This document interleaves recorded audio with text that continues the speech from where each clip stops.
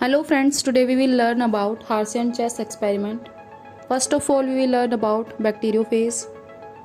A bacteriophage is a virus that infects a bacterium. With the help of bacteriophage, Alfred Hershey and Martha Chase in 1952 performed an experiment to demonstrate that DNA was the genetic material. Hershey and Chase grew some virus in a medium that contained radioactive phosphorus. Virus grown on the medium contained radioactive DNA. Similarly, they grew some virus in medium containing radioactive sulfur. Virus grown on the medium contain radioactive protein.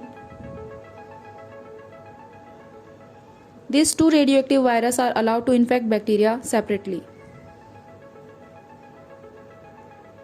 After infection, the viral coat were removed from the bacteria by agitation,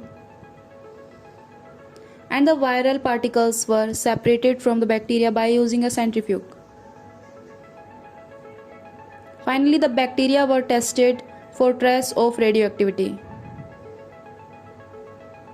The bacteria infected with the virus having radioactive phosphorus contain radioactive DNA.